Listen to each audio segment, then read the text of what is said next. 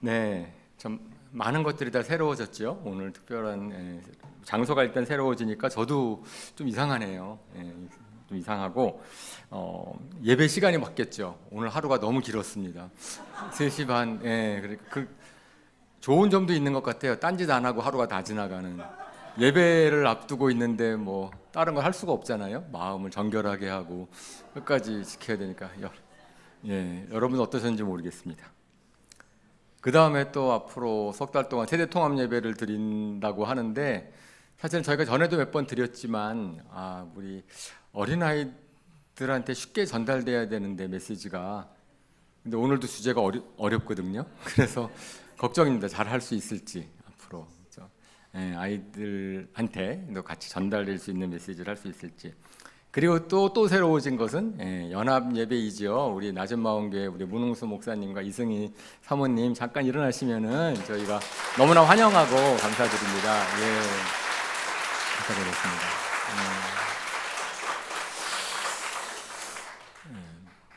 저희가 어떻게 여기까지 오게 됐는지 다 많이 아시겠지만 다시 한번 간단하게 정리를 해보려고 합니다. 저희가 교회 이전이 작년에 결정이 됐고, 작년 이후에 교회 이전을 위해서 저희가 많이 기도했습니다. 그죠? 그리고 특별히 올해 3월 저희가 13일부터 17일까지 전 교인이 모여서 함께 기도했는데, 그 기도회가 정말 모든 변화에 이제 시발점이 되었습니다. 저희가 작년부터 거의 1년 정도, 1년이 안 됐죠. 1년 가까이 이제 교회가 이전해야 된다라는 사실을 알게 되고, 그때부터는 저희가 많이 준비했습니다. 교회 이전위원회를 만들고, 그리고 어디로 이전해야 될지, 어떻게 해야 될지 참 많이 찾았죠. 근데 아시겠지만은 작년부터 갑자기 부동산 경기가 나빠져가지고, 교회 저희가 생각했던 것보다 모든 일들이 좀 어려워졌습니다. 그래서 하지만 저희가 열심히 찾았어요. 열심히 찾아가지고선 한 3군데 정도를 찾은 다음에 성도총회도 하고, 그래서 결정을 내려서 롯데슈퍼라는 곳으로 이제 가기로 결정을 했습니다. 뭐 확장성이 좀 떨어지긴 하였지만 가까웠고, 우리가 좀 저희 가면 괜찮겠다. 저희가 최선을 다했으니까 하나님이 주시는 곳이겠구나 라고까지 생각을 해서 가계약을 했습니다. 가계약도 하고, 그러고 났는데 롯데슈퍼가 언제 나갈지를 모르기 때문에, 그러면은 교회는 이사를 가고 롯데슈퍼로 들어가는 데는 시간의 차이가 있으니까 그동안에 어디서 예배를 드리지? 그래서 주일날 예배 드릴 수 있는 공간을 찾아야 되겠다. 그래가지고 그 예배 드릴 수 있는 공간을 찾아가지고선 많이 애를 썼어요. 그래서 우리 이 주변에 종로교회라든지 아니면 백석교회라든지 거기를 혹시 주일날 빌려서 예배를 드릴 수 있을지 문의를 했었습니다. 그런데 잘 안 됐어요. 그리고 나서는 그러면 이제 이태원에 있는 교회랑 그 다음에 상도동에 있는 교회, 두 군데를 알아봐야 되겠다. 뭐 이렇게 생각하고 있었던 차였습니다. 그러던 차에 저희가 이제 전교인 합심 기도회를 했죠. 그 기도회 일주일 동안을 하면서 저희가 하나님께서 그래 최선으로 우리한테 응답해 주시기를 바람으로써 이제 기도를 했는데, 그 기도회 이후에 모든 일이 다 벌어진 겁니다. 참 저는 생각해 보면은 너무나 감사해요. 교회가 합심해서 기도했을 때 저희가 최선을 다해 찾았기 때문에 압니다. 우리한테 벌어진 일이 이것이 결코 우리의 노력으로, 우리의 힘으로 할 수 있는 것이 아니고 하나님이 주시면 이렇게 쉽게 되는 거구나라는 것을 우리가 깨닫게 되는 거죠. 가장 먼저 일어난 일이 우리 방배동 교회 목사님과 사모님을 알게 된 일입니다. 그래서 기도회 기간 동안에 그 방배동 교회 목사님과 사모님을 알게 돼서 우리가 교회를 이전하기 전에 그 시간이 얼마가 됐든지 간에, 그것이 한 달 되든 2달 되든 3달 되든 6개월 되든 그동안에 우리를 이곳에서 예배를 드릴 수 있을 뿐 아니고, 보다시피 교육관을 통째로 빌려주셔가지고선 주중에 했던 모든 활동들이 하나도 끊이지 없이 할 수 있게 된 것이죠. 아주 굉장히 우연치 않게 저희가 방배동 교회를 알게 되었는데, 또 방배동 교회는 또 나름대로 저희 교회가 이곳에 와서 예배를 드리면서 그 교회의 필요도 제가 좀 채워드릴 수 있게 되는 그러한 서로 도움이 되는 그런 결과를 얻게 되었어요. 저희가 그래서 서로가 감사히 생각하고 있고 그래서 좋은 저희가 이런 시너지를 얻게 되는 것이 감사합니다. 그리고 또 그 기간 동안에 문홍수 목사님이 저한테 연락을 하신 거예요. 좀 만났으면 좋겠다. 그 만났으면 좋을 그 기도회 시간 동안에 연락을 주셔가지고 저희가 그 주는 기도회이기 때문에 못 만나 뵈니까 그 다음 주에 만나 뵙겠습니다. 그래서 그 다음 주에 목요일 날 만나 뵀었어요. 신촌 하나교회의 임성일 전도사님과 그 다음에 우리 이성만 목사님이랑 같이 만나 뵀죠. 근데 저희를 만나뵙기를 왜 그러셨습니까? 그랬더니 JMS 사건이 한참 시끄러워서 그것 때문에 좀 우리 교회가 어떻게 해야 되는 것이 아닌가. 그 JMS는 이단이지만 안 믿는 사람들은 모르잖아요. 이단인지 아닌지. 너무 답답하셔서 이제 하여튼 만나셨어요. 그래서 교제를 하는 과정 중에 이제 저희 교회가 이전을 해야 된다. 이전을 생각하고 있고 계획 이제 도중이다라는 거를 딱 들으시고 나서는 그래요? 그럼 우리 교회랑 연합해 볼까요? 이렇게 말씀을 하시는 거예요. 그래서 너무나 갑자기 제안을 받았고 저도 그 연합이라는 단어가 낯설기도 하고 그래서 좀 더 알아보고 연락을 드리겠습니다라고 하였지만 저는 그것도 사실은 이것이 어쩌면 하나님이 하시는 일이겠구나라고 생각을 했었죠. 사실은 제가 교회 이전을 놓고 기도하면서 하나님한테 막 바란 게 있어요. 바람이 첫 번째, 우리 교회 또 임대하는 것보다는 좀 이번 기회에 교회가 샀으면 좋겠습니다. 우리 신촌교회도 건물을 사는데 우리 방배교회도 건물을 사야 되지 않겠습니까, 하나님? 그러려고 살려고 막 알아봤던 거죠. 뭐 과천에 땅 40억짜리에 뭐 어느 상도동에 있는 교회는 70억이라 그러고 이런 걸 우리 교회가 살 수 있을까? 막 이런 생각을 하면서 찾았는데 사실은 임대를 하면은 임대료를 많이 내야 되고 그리고 또 인테리어 공사를 해도 또 얼마 못 가서 또 이사를 또 가야 되면은 그것도 좀 아깝고 그래서 첫 번째가 그거였고요. 두 번째로는 위치가 지금 있는 곳에서 멀지 않았으면 좋겠다라는 것이었고요. 당연히 우리 성도님들이 그러니까 임대를 하던 교회를 어떤지 간에 그래서 그런 게 있었고 그 다음에 세 번째로는 땅값이 쌌으면 좋겠다. 제가 방배동에 있다 보니까 자꾸만 교인분들이 방배동으로부터 멀어지는 것이 안타까웠어요. 그래서 서초랑 강남은 아닌가 보다. 처음부터 이렇게 생각을 하고 좀 시세가 저렴해서 모일 수 있었으면 좋겠다라고 생각을 했고 그 다음에 네 번째로는 우리 교회 사역 지금 하나님께서 우리에게 주신 다음 세대 사역이나 뭐 섬기는 사역 그런 것들을 잘할 수 있는 곳이면 좋겠다라는 여러 가지 생각을 하고 있었어요. 조건이 까다로워서 그런지 저는 안 찾아지더라고요. 그 조건을 가지고 열심히 찾았는데 안 찾아졌는데 그런 낮은 마음 교회와의 연합, 낮은 마음 교회 그 자리 그것이 제가 얘기했던 조건들이 다 만족하는 거죠. 그러니까 저는 너무 감사했어요. 그래, 이런 제가 그거 놓고 막 열심히 기도하지 않았거든요. 그건 제 바람이죠. 하나님께 저 일은 바람입니다. 그런데 하나님께서는 우리의 마음속을 아시고 그것보다 더 좋은 결과로 인도해 주신다고 믿습니다. 그리고 또 가장 최근에는 방배동교회로 오면서 너무나 주차 문제가 걱정이잖아요. 여기에 동네니까 주차할 데가 없어가지고 그런데 또 지난주에 소식을 들었죠. 우리 주영재님의 어머님께서 또 도움을 주셔가지고 종로교회랑 연락을 해서 종로교회가 주일마다 돈을 내고 그 교회 근처 주차 공간을 사용을 하는데 우리 교회가 써도 좋겠다. 우리가 예배를 그곳에서 드릴 수 있게 해주십시오라 그랬더니 그쪽에서는 막 논의를 하셨는데 우리 교회가 침례교에서 좀 곤란하시다고 거기는 감리교이시니까 근데 그걸 좀 미안하게 생각하셨다고 들었어요. 그래가지고 그러면 주차는 우리가 하도록 그쪽에서 어쨌든 공간을 돈을 내고 있으니까 우리가 마음 놓고 쓰시면 됩니다라고 해서 하나교회 좀 편말을 붙이면 쓰시겠다고. 그것도 감사하죠. 그죠? 그러니까 너무나 돕는 손길들이 그 3월에 교회 합심 기도회 이후에 막 벌어지는 것이 저는 결코 우연도 아니고요. 그 다음에 제가 아무 일도 안 하고 있었다가 막 왔으면은 감이 별로 없었을 터인데 저희가 최선을 다해서 찾았기 때문에, 저희가 굉장히 애를 썼기 때문에, 기도하면서 찾았기 때문에 이것이 하나님의 응답이시겠구나, 하나님의 응답이구나, 이런 걸 저는 깨닫습니다. 중요한 건 그거예요. 하나님의 인도하심이라는 것이 확실하면 저희는 어떠한 그 앞에 있을 불편함, 어려움 아무것도 아닐 수 있습니다. 그죠?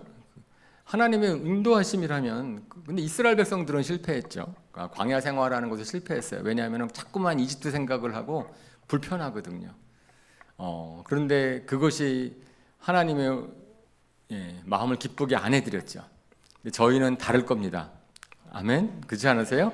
저희는 감사함으로 주님께서 인도하심이라는 것이 저희가 확신을 주는 대로 저희는 그냥 따라가면 하나님께서 더 좋은 곳으로 저희를 인도해 주실 것을 믿습니다.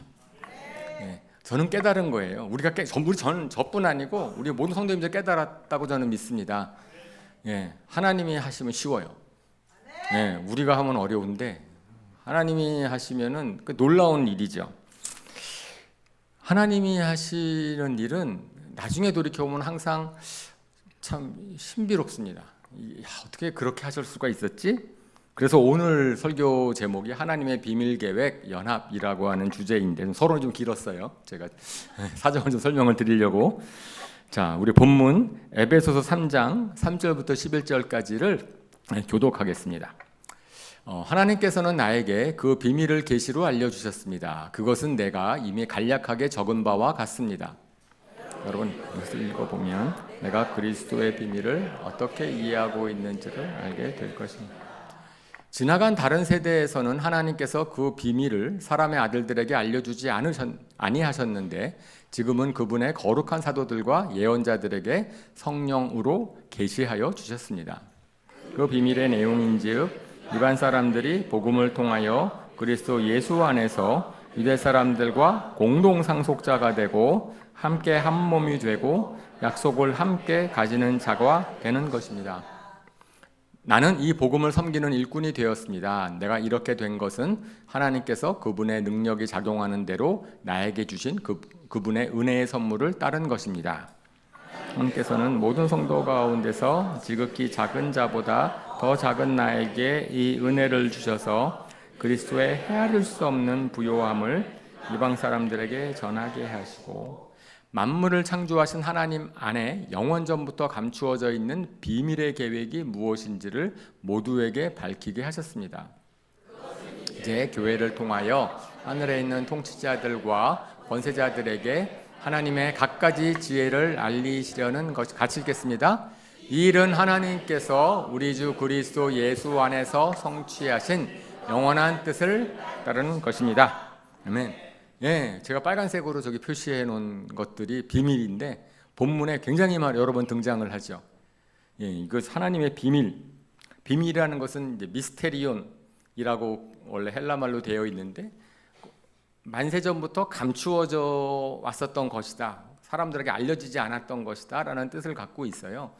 그런데 비밀, 그러니까 우리가 영어로 비밀 단어를 하면 시크릿 이런 표현이 되는데 영어 성경은 전부 다 미스테리죠. 그러니까 미스테리를 갖다가 비밀로 번역을 해서 좀 감이 좀 안 오는 것 같아요. 그러니까 미스테리라고 했으면 우리말로 번역을 하면 비밀이라기보다는 뭘 했으면 좋았을까요? 신비로운 계획, 이렇게 했어야 될 것 같으죠. 우리끼리는 그렇잖아요. 야, 이거 비밀인데 너 절대로 얘기하지 마. 그죠? 근데 밝혀지고 나면 아무것도 아니죠. 그리고 또 이렇게 얘기하죠. 비밀인데 아무한테 얘기하지 마. 그것조차 전하죠. 그래서 이거 절대로 비밀이니까 얘기하지 마. 그런 정도의 얘기가 아닙니다. 본문에서 이 비밀이라고 하는 것은 그냥 뭐죠? 밝혀지고 나도 모르는 거예요. 밝혀지고 나도 여전히 이해가 안 됩니다. 그죠? 그러니까 사도 바울이 여기 본문을 썼을 때에는 그거예요. 그러니까 우리가 정말 신비한 일을 경험을 했다. 신비한 것을 알게 깨달은 거예요. 아예 처음부터는 모르고 있었던 건데 알고 나서도 신비한 겁니다. 사도 바울은 그것을 깨달은 것이 커서 그걸 설명해 주려고 막 애를 쓰는 겁니다. 그죠?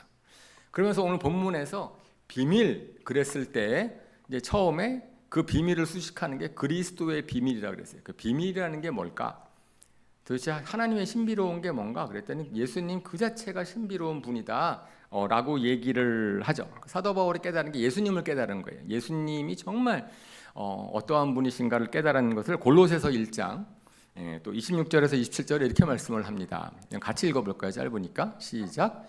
이 비밀은 만세와 만대로부터 감추어졌던 것인데 이제는 그의 성도들에게 나타났고 하나님의 지금 하여금 이 비밀의 영광이 이방인 가운데 얼마나 풍성한지를 알게 하려 하심이라. 이 비밀은 너희 안에 계신 그리스도시니 곧 영광의 소망이니라. 그러니까 비밀은 우리 안에 있는 예수님이시다. 그 열방의 소망이시다라고 이야기를 해요. 이게 신비한 이유는 왜냐하면 사람들이 예수님이 하나님이 보내신 분이시고 메시아다라는 것을 갖다가 사람들이 이해를 못합니다. 그걸 받아들일 수가 없어요. 인간의 지혜로는 깨달을 수가 없어요. 그거 사실임에도 불구하고 그것을 갖다 사람이 알 수가 없죠. 사실은 그런 거 아니에요? 생명도 아주 작은 미생물도 과학이 아무리 발전해도 사람들이 생명을 이해할 수가 없습니다. 생명이라는 존재를 하는데 이해할 수가 없어요. 근데 과학적인 거는 받아들여요, 사람들이. 예를 들어 빛, 제가 저번에도 말씀을 드렸지만은 우리는 노상 빛 가운데 사는데 아직 빛이 뭔지를 사람들이 모릅니다. 과학자들이, 물리학자들이 그렇게 발전해도 빛이라는 것은 신비예요. 여전히 신비고 앞으로도 영원히 신비할 것입니다. 왜요? 하나님 만드셨으니까. 하나님 만드신 것 중에서 사람이 이해하고 깨달을 수 있는 게 있을까요? 그냥 사람들은 하나님의 신비로움은 받아들일 수밖에 없는 거예요. 이해가 안 되는 거거든요. 근데 예수님을 사람들이 이건 신비이기 때문에 받아들여야만 되는 건데 그걸 갖다가 막 이해하려고 하니까 못 믿는 거예요. 도대체 이해가 안 가거든요. 어떻게 이해가 되겠어요? 어떻게 하나님이 인간으로 내려오지? 어떻게 인간이 하나님이라 그러지? 죽은 사람이 어떻게 살지? 이거 이해가 될까요? 안 되죠. 예수님 자체가 사실은 신비로운 분이시기 때문에 그 하나님이 하신 일이라면 그건 받아들일 수밖에 없는 거죠. 그러니까 뿐만 아니에요. 예수님이 하신 모든 일들이 다 신비입니다. 신비해요. 예수님이 병든 자를 고치시고 죽은 자를 살리시고 오병이어로 사람들을 먹이시고 그거 이해할 수 있어요? 우리가? 아무도 이해하지 못해요. 하나님이 하신 일은 하나님이 하셨기 때문에 사람들이 자기의 지혜로 자기를 막 이해하려고 애를 쓰는데 결코 이해하지 못하거든요. 그러니까 예수님 그분이 자체가 신비이실 뿐 아니고 예수님 그분이 하시는 모든 일들이 신비죠. 신비롭다 그러니까 이건 뭐 이 세상 나랑 관계없어 그게 아니고 우리 일상생활이랑 다 관계가 있는 일이에요. 우리한테 정말 벌어진 일이에요. 벌어진 일인데 어떻게 그럴 수가 있지? 예를 들어서 우리가 아까 제가 기도회를 했습니다. 기도회 때 하나님 이렇게 하셨습니다. 어떻게 그럴 수가 있지? 잘 이해가 안 가죠. 우연치고 너무나 이게 어떻게 그런 일이 벌어지지? 그러니까 하나님이 하셨다라고가 우리가 받아들여지면 결국은 그것은 하나님이 하신 것이다라는 것을 받아들이냐 안 받아들이냐의 문제예요. 받아들이냐 안 받아들이냐의 문제이기 때문에 받아들이면 그런 것들은 신비가 돼서 우리한테 경외감을 주는 것이고 그걸 받아들이지 않으면 그 다음부터는 어려워지는 거예요. 마음에. 이거를 내가 이해를 하려고 하는데 이해는 잘 안 되거든. 막 따지려고 하는데 안 따져져. 왜 그거 신비니까 그렇죠. 그러니까 예수님 그분이 우리 예수님은 장신이 신비로운 것이고 그 다음에 예수님이 하신 일 자체가 신비로운 일이에요. 또 우리가 믿는 건 다 그렇죠. 예수님 믿으면은 성령을 받는데요. 성령이 우리 안에 계시대요. 우리 안에 어디 계세요? 심장에, 위에, 아니 보통 마음은 다 뇌래요. 그 뇌에 어느 신경세포에 계시지? 그 이해할 수 있을까요? 성령님께서 우리 안에 계시다라는 것이 머리 안에 어딘가 있을 것 같은데, 그거 모르죠. 그것도 신비죠. 결국은 다 믿음으로 받아들일 수밖에 없는 그 요소이죠. 그런데 오늘 본문에서 그리스도의 신비 비밀, 여기 비밀이라고 표현되어 있으니까 그리스도의 비밀. 하지만 저는 이제 신비라고 설명을 했어요. 그 비밀의 내용인즉 하고 나오는 6절의 말씀에서 뭐라고 되어 있냐면은 이방 사람들이 복음을 통하여 그리스도 예수 안에서 유대 사람들과 공동 상속자가 되고 함께 한 몸이 되고 약속을 함께 가지는 자가 되는 것입니다라고 얘기를 표현했어요. 그 비밀의 내용인즉. 그러니까 예수님 자신이 비밀이지만 아울 사도 바울이 정말 깨달은 비밀, 여기서 이 에베소 3장에서 말씀하고 있는 비밀의 내용은 바로 저거예요. 그죠? 예수님 때문에, 신비신 예수님이 하시는 일이 뭐냐? 예수님 때문에 이방 사람들이 복음을 통하여 예수 안에서 유대 사람들과 같이 하나님의 백성이 된다라고 얘기하는 거죠. 생각해 보면은 만물을 창조하신 하나님, 모든 민족을 창조하신 하나님께서 모든 민족이 구원받는 것이 너무나 당연한 거예요. 그렇지 않아요?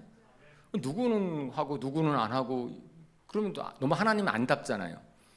그런데도 불구하고 유대인들은 자기네들만 사랑한다고 생각을 하고 자기네들만 구원을 받아야 된다고 생각을 하고 그렇게 계속해서 살아왔단 말이에요.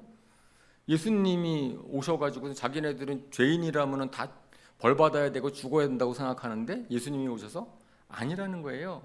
죄인도 죽지 않고 회개하면 살려주는 것이 하나님의 뜻이다라고 얘기를 하는 거예요. 그걸 갖다가 유대인들이 못 받아들이는 거란 말이에요. 예수님이 그런 잘못을 지적을 하고 그렇게 얘기하시고 그 다음에 나중에는 그럼 그들이 어떻게 구원을 받아? 유대인 이방인들이 예수님을 그들이 율법을 알아, 그들이 할례를 받았어요, 그들이 조상이 뭐예요?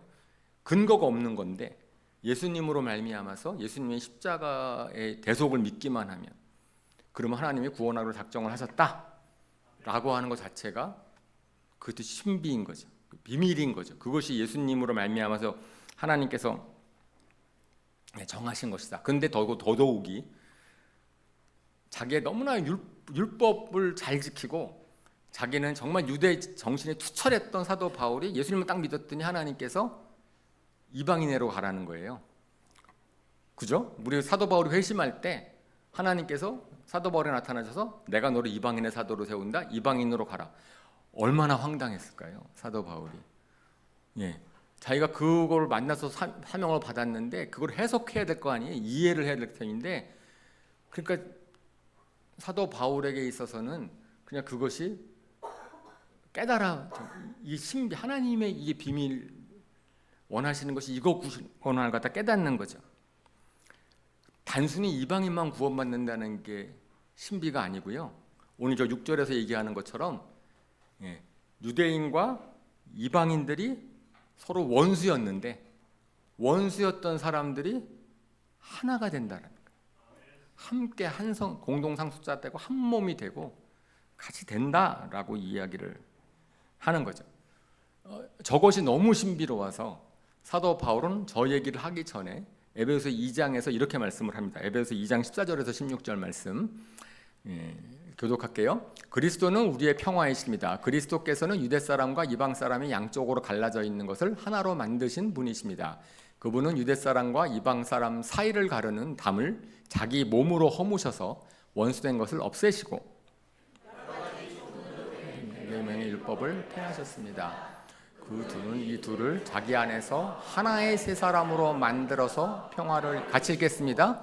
원수된 것을 십자가로 소멸하시고 이 둘을 한 몸으로 만드셔서 하나님과 화해시키셨습니다. 아멘. 원수된 것을 십자가로 소멸시키셨다. 예수님께서는 원수된 것을 십자가로 소멸시키시는 분이십니다. 그분은 모든 갈등의 담을 무너뜨리시는 분이십니다. 이렇게 말씀하고 있는 거죠. 사도 바울이 깨달은 거예요. 정말 십자가의 능력이 모든 갈등, 분쟁, 다툼 이것을 다 허물 수 있구나. 우리가 해보잖아요. 갈등 겪어보고 원수 맺는 거 해보고 뭐 그러면은 어떻게 해야지 해소가 되죠? 우리의 인간이 할 수 있나요? 인간의 지혜와 인간의 힘이랑 인간의 능력으로 하나요? 사실은 인상 문제에 있어서 많은 문제가 갈등의 문제예요. 서로 갈등. 근데 그것은 인류 역사가 사실 사탄이 우리 인류를 망가뜨리게 작정한 거잖아요. 망가뜨리기 위해서 관계를 깨버린 거죠. 하나님과 아담과의 관계를 깨고 죄를 짓게 함으로 말미암아서 죄를 짓고 나니까 아담과 하와의 관계를 깨고 그 다음에 형제들끼리도 관계가 깨어지고 사람들과 이간질시키고 그래서 사탄의 별명이 디아블로, 분리시키는 자, 그죠? 참소하는 자 이런 뜻이니까 그 사탄이 그렇게 열심히 일하고 있어요. 그리고 실질적으로 우리는 많은 갈등을 경험하고 있습니다. 우리가 일본과 아무리 화해하려고 해도 그래서 막 호의를 좋은 뜻으로 베풀었는데 일본이 호응을 안 해주네. 자기네들이 잘못했다고 얘기만 해주면 되는데 그러면 그게 잘 안 되잖아요. 우리는 원함은 있는데도 잘 안 돼요. 이와 같이 우리 뭐 그것뿐인가요? 영남과 호남, 지역 갈등, 요새는 진보와 보수, 사상 갈등, 그 다음에는 세대적인 세대 갈등, 최근에는 남자와 여자의 간의 남녀 간의 갈등도 있다고 그래요. 우리 교회는 친하죠?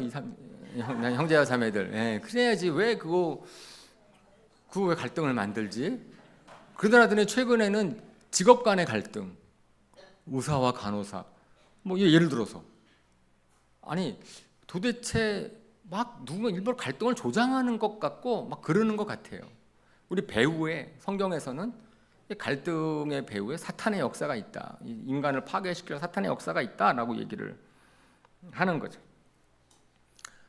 예수님을 믿으면 근데 십자가가 어떤 능력이 있습니까? 사실은 예수님을 믿는다라고 하는 얘기는 우리가 잘못했습니다. 우리가 죄인인 것을 인정하는 겸손함이 필요한 거잖아요.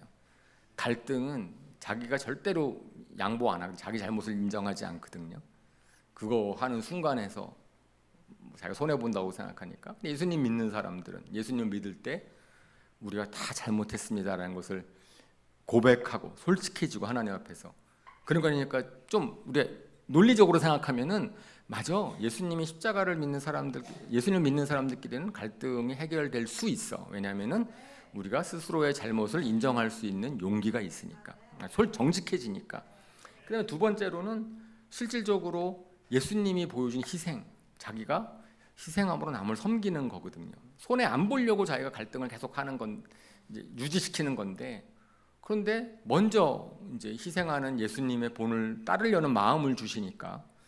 근데 실질적으로 그런 일들이 초대교회에서 벌어진 거잖아요. 초대교회를 딱 갔더니 거기에서는 주인과 종, 남자와 여자, 유대인과 이방인들 그들이 정말 평화롭게 사는 모습이 딱 보여진 거죠.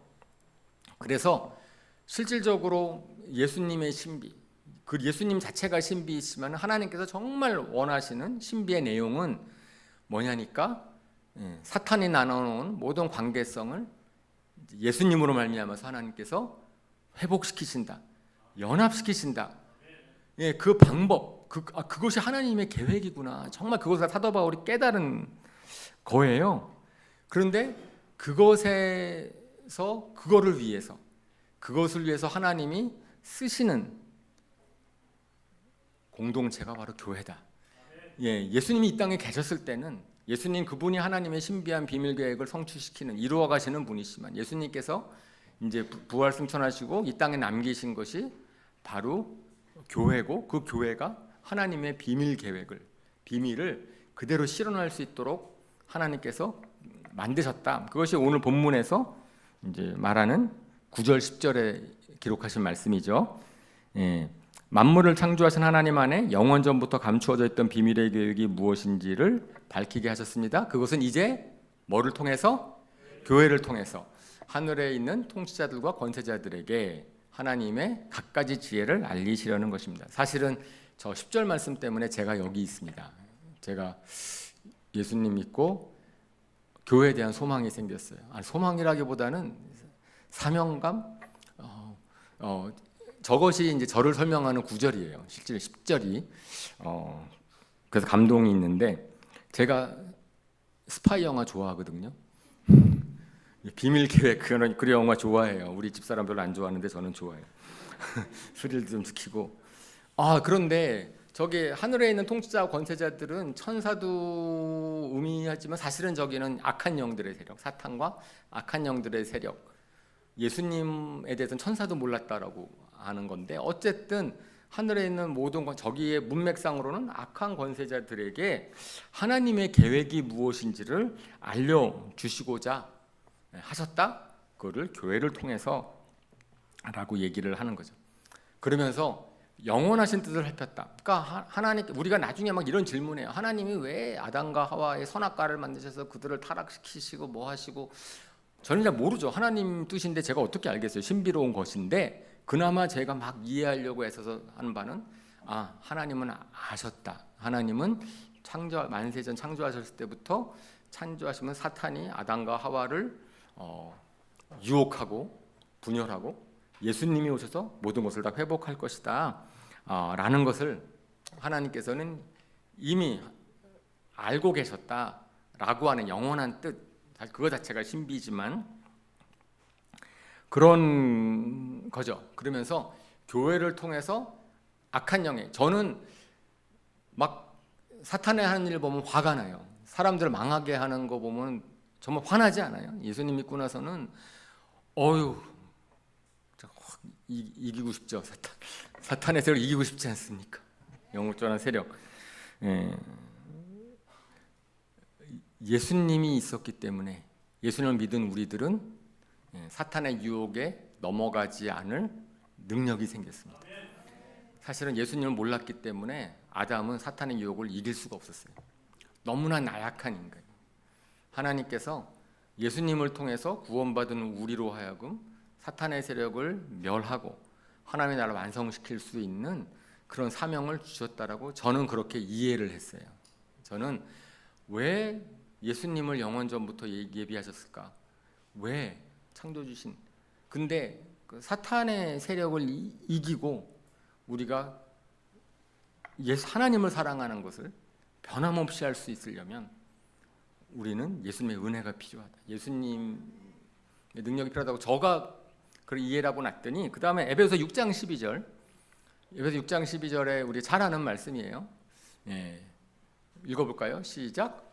우리의 싸움은 인간을 적대자로 상대하는 것이 아니고 통치자들과 권세자들과 이 어두움의 세계의 지배자들과 하늘에 있는 악한 영들을 상대로 하는 것입니다. 너무나 잘하는 말씀이죠. 아멘. 우리는 영적인 싸움을 싸우고, 내가 정말 원치는 원치 않든지 간에 우리는 영적인 싸움을 싸우는 하나님의 군대입니다. 아멘. 그죠? 우리는 병사예요. 피할 수가 없어요. 사탄이 우리를 계속 망가뜨리려고 하고 계속 갈등을 여기니까, 그래서 수비적으로만 나가면 안 돼요. 그래서 제가 예수님을 믿고 나서는 우리 수세에 몰려서 이제 사탄의 유혹을 피하려고 애쓰고 어떻게 고통받을 때 어떻게 참을까, 이거 말고 우리가 사탄이 공중권세 잡은 그곳을 우리가 하나님의 법으로, 하나님의 능력으로 그곳에 나를 확장시키는 일로 내가 쓰임 받았으면 좋겠다, 막 이런 생각이 있는 거죠. 근데 저는 약해요. 우리 여기 자녀분들을 군대로 보내신 부모님들은 다 알 겁니다. 제가 무슨 나라를 지켜. 한 사람 한 사람들 다 약해 빠졌는데, 그죠? 그런데도 불구하고 그런 우리의 자녀들이 모여서 우리나라를 지키고 있습니다. 아멘. 한 사람은 약해도 우리나라 군대는 강해요. 우리나라 군대 강합니다. 여러분 믿으셔야 돼요. 그래서 우리 안심하죠. 불안해하지 맙시다. 그죠? 그런 거죠. 나는 약한데, 나 한 사람 한 사람 영적 전투를 수행할 수 있는 능력도 없어요. 그런데 하나님이 그들을 교회로 부르셔서 교회 자체가 같이 공동체를 이루면은 그거는 사탄의 권세를 이길 수 있는 능력이 있다라고 저는 믿습니다. 아멘. 그러는 거예요. 이거는, 그러니까 저는 제가 혼자 잘해서 내가 혼자 예수님 잘 믿어야 되겠다, 그렇게 할 수 있죠. 제가 처음에 생각했을 때는 한국에 교회가 그렇게 많은데 와가지고선 내가 아무나 좋은 교회 가고 내가 거기서 열심히 신앙생활하고 하나님 잘 믿고 그러면은 되는 거 아니야? 누구나가 다 그런 질문을 할 수 있고 저도 생각을 했고 그래서 그렇게 신앙생활을 할 수 있어요. 그런데 그것이 제 마음을 뛰게 하지 않고 제가 정말 주님을 위해서 살아야 되겠다라는 마음에는 저는 교회를 세워야 되는구나. 나 혼자 신앙생활 잘하는 게 중요한 게 아니고 우리 같이 정말 하나님의 나라 확장시키는 일에 같이 동참합시다. 같이 하는 군대를 만드는 것이 저의 비전이 되고 그것이 저의 소망이 되었어요. 그것이 지금까지 저를 있게 한 거지요.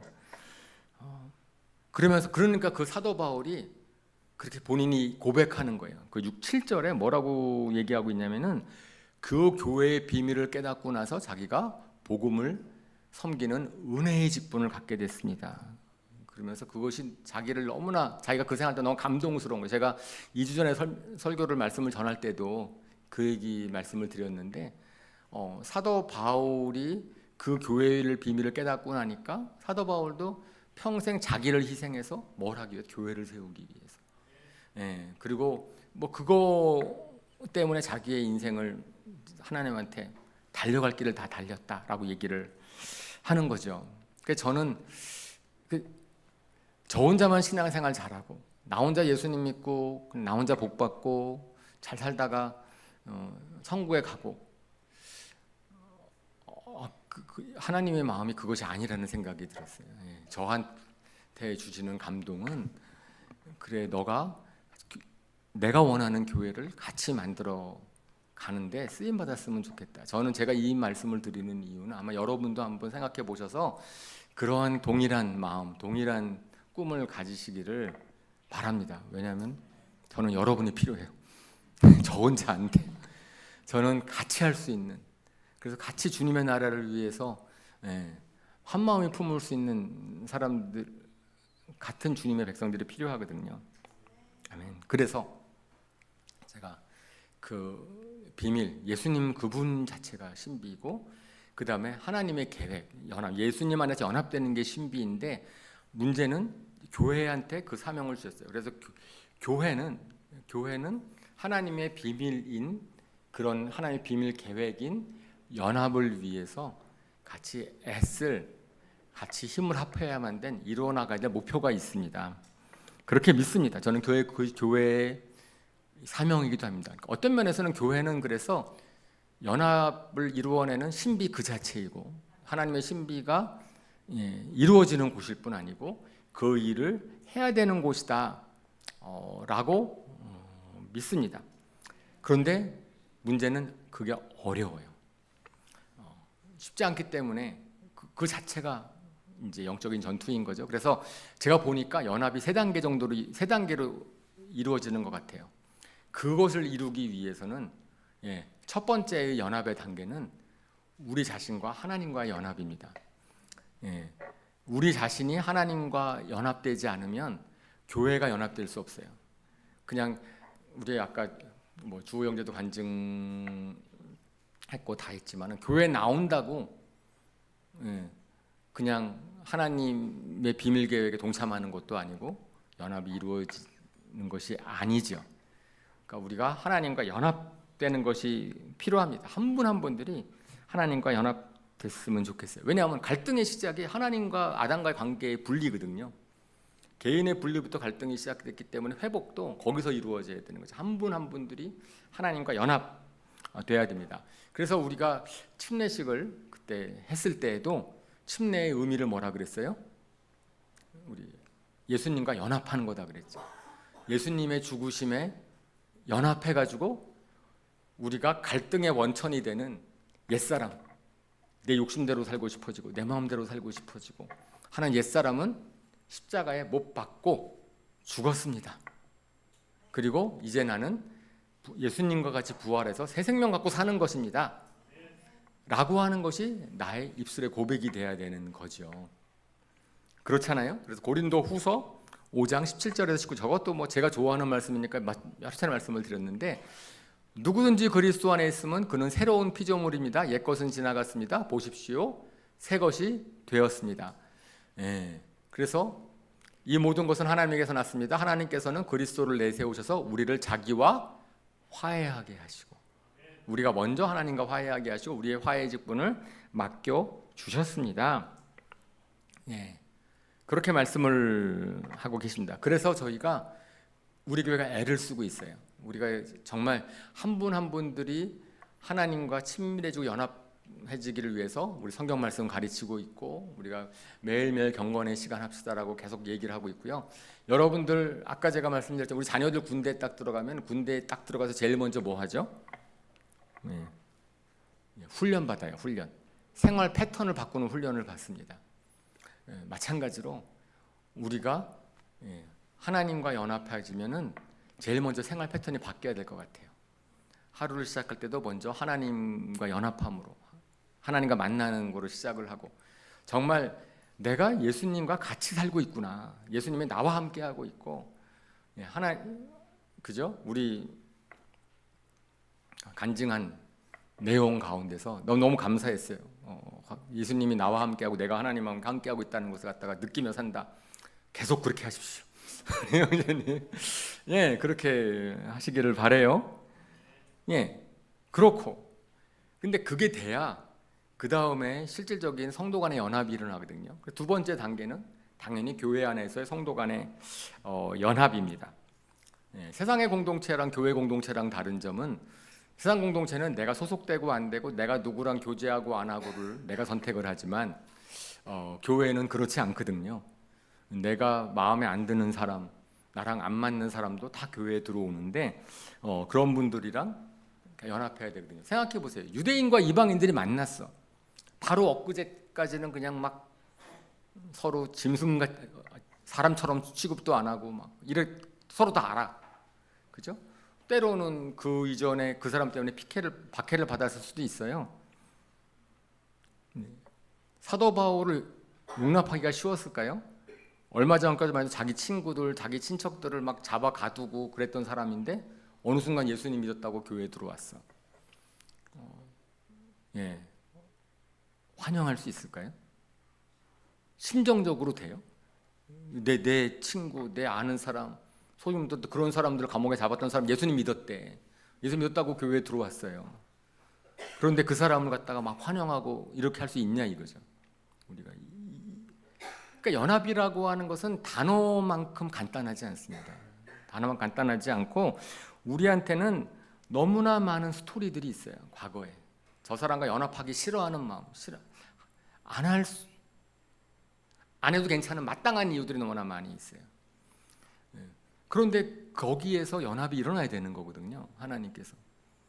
그러니까 십자가밖에 없는 거예요. 예수님의 십자가밖에는 그게 신비인 겁니다. 어떻게 사람들 연합시켜요? 어떻게 그 다른 사람들, 생각이 다른 사람들 연합시킵니까? 그러면 앞에서 우리가 예수님의 십자가와 연합을 하지 않고서는, 십자가 부활에 연합하지 않고는 이 연합이 이루어질 수 없기 때문에, 그래서 그게 먼저 필요한 거예요. 나와 하나님과 연합이 돼야 그 다음에는 거기에서 우리는 같은 신분이 되고 같은 삶의 목적이 되고 같은 삶의 사명을 갖게 되는 거지요. 그렇죠?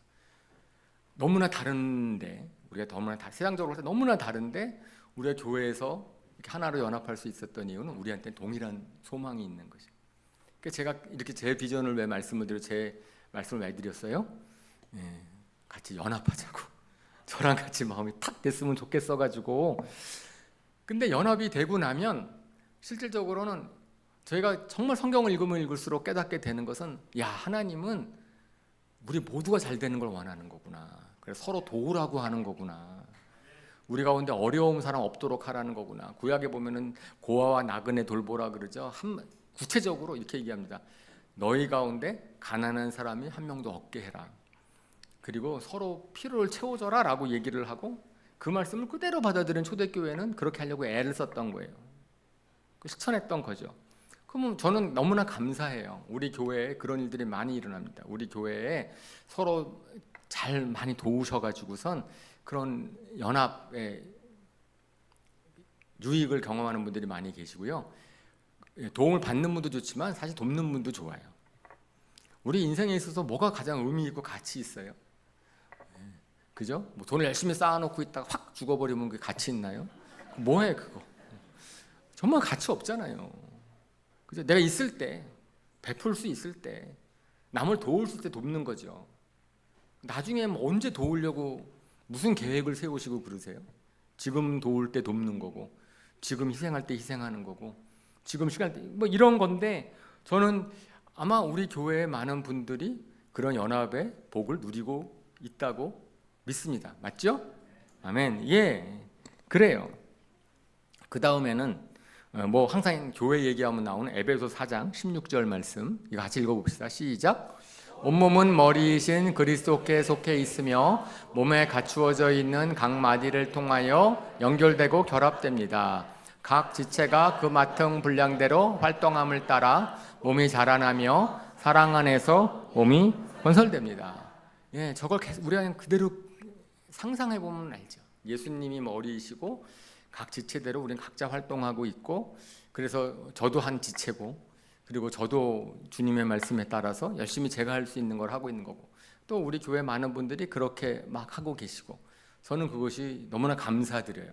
우리 교회에 정말 각자가 주님을 위해서, 그리고 그 교회를 위해서 섬기시고 헌신하는 분들이 너무나 많고, 하나 또 제가 시켜서 된 거 하나도 없고, 저는 시키지도 않고요.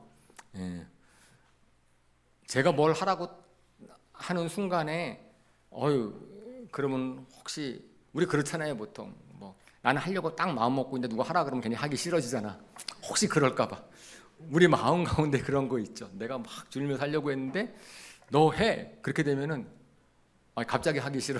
그냥 뭐 이런 마음도 있을 수 있으니까. 하나님이 주시는 마음대로 저는 어쨌든 질서를 잡고 하나님이 주신 어쨌든 직분 갖고선 하려고 애를 쓰는 거죠.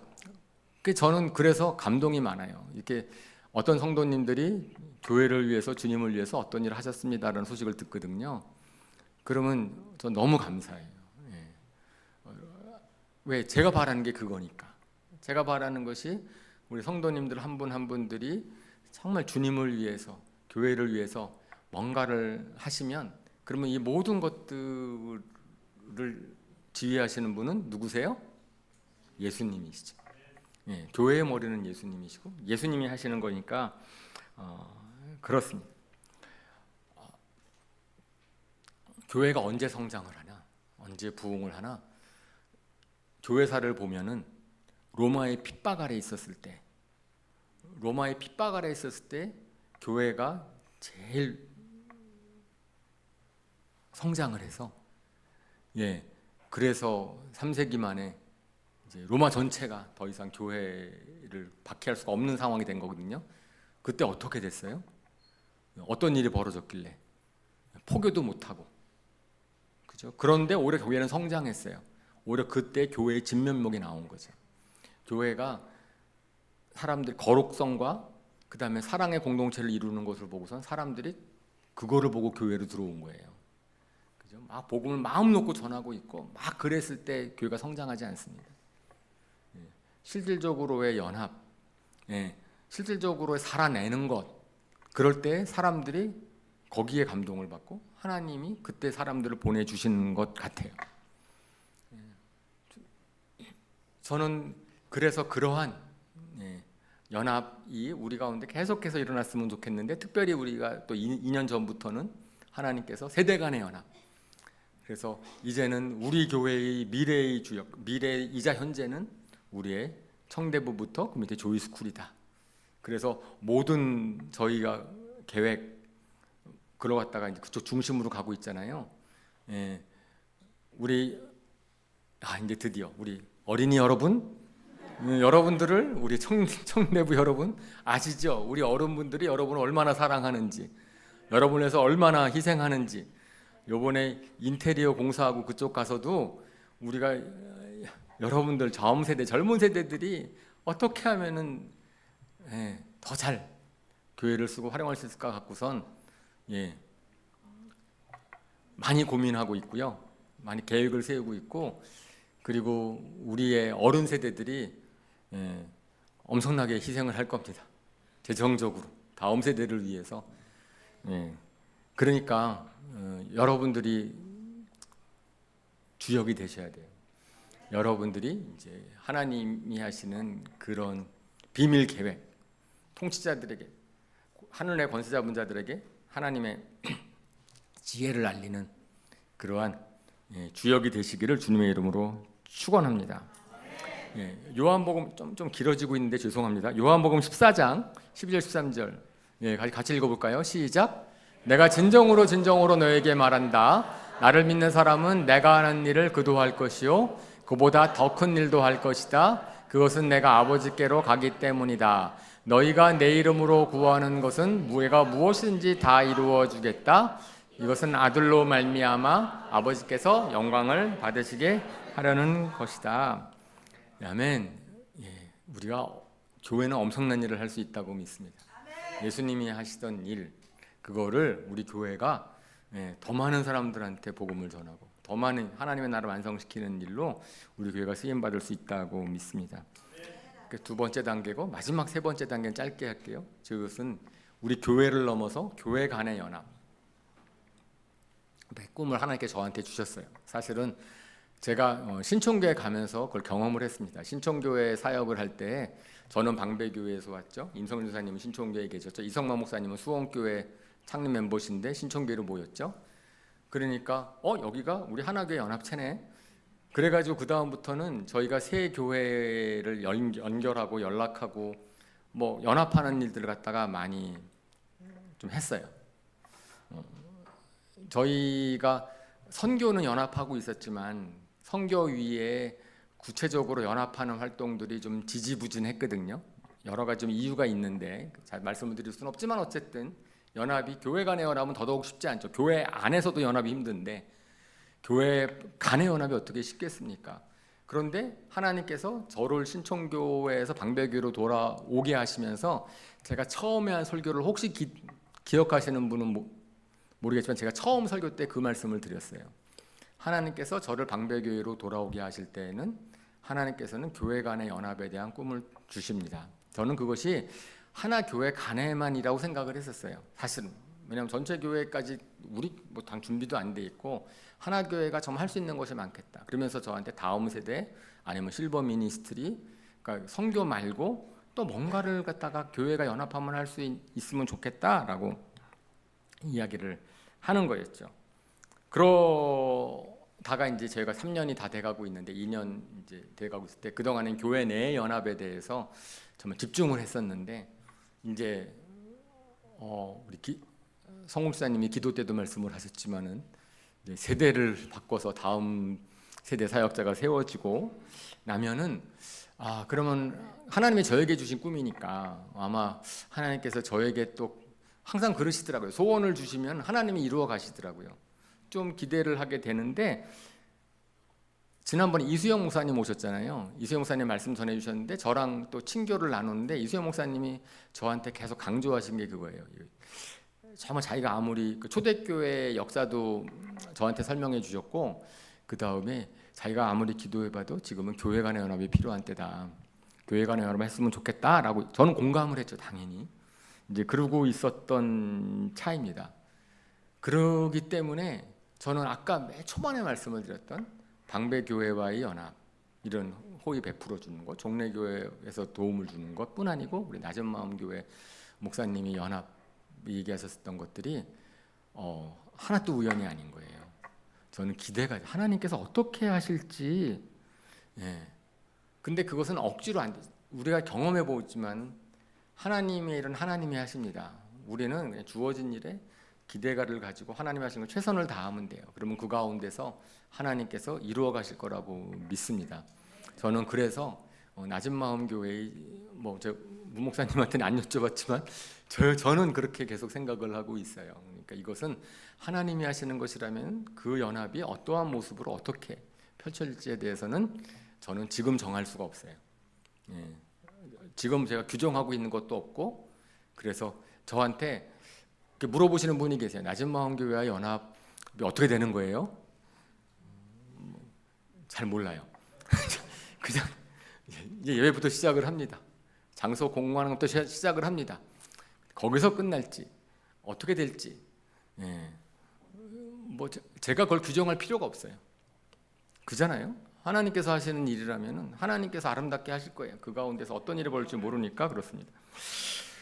이제 마무리하겠습니다. 저희가 이 교회 이전이 그래서 제가 맨 처음 말씀을 드렸지만은 이것 하나님이 우리를 인도하시는 것이라고 믿습니다. 아멘. 그러면 하나님이 하실 거예요. 우리가 하나님의 신비를 기대했으면 좋겠어요. 그러니까 내 관점에서 내가 보면 계속 내가 뭘 이해하려고 해석하려고 하잖아요. 그러면 우리가 경외감을 잃어버려요. 근데 처음부터 끝까지 하나님이 하신 모든 일은 우리가 이해할 수 없습니다. 우리가 그걸 신비롭게 생각을 하고 받아들이고 일단은 거기서 하나님께서 어떻게 인도하신지를 보는 것, 저는 그것이 우리로 하여금 얼마나 감동스럽게 하는지 그렇게 하기 위해서 저는 그래서 오늘 우리 교회가 할 일이 있다. 이 가운데서는 연합을 위해서 첫 번째로 뭐라고요? 나와 하나님과의 연합. 내가 연합이 돼야 나 옛사람 갖고선 연합이 안 돼요. 내가 새 사람이 돼야지 연합이 됩니다. 그리고 두 번째가 그 성도 간의 연합. 그건 이미 많이 잘하고 계세요. 잘하고 계시는데 나아가서 하나님께서 이제는 새로운 교회 간의 연합으로 이끌으신다고 믿습니다. 기대가 되죠? 그래서 저는 사도 바울이 오늘 한 고백 뭐라고 되어 있냐면은 나는 이 복음을 섬기는 일꾼이 되었습니다. 내가 이렇게 된 것은 하나님께서 그분의 능력이 작용하는 대로 나에게 주신 그분의 은혜의 선물을 따른 것입니다.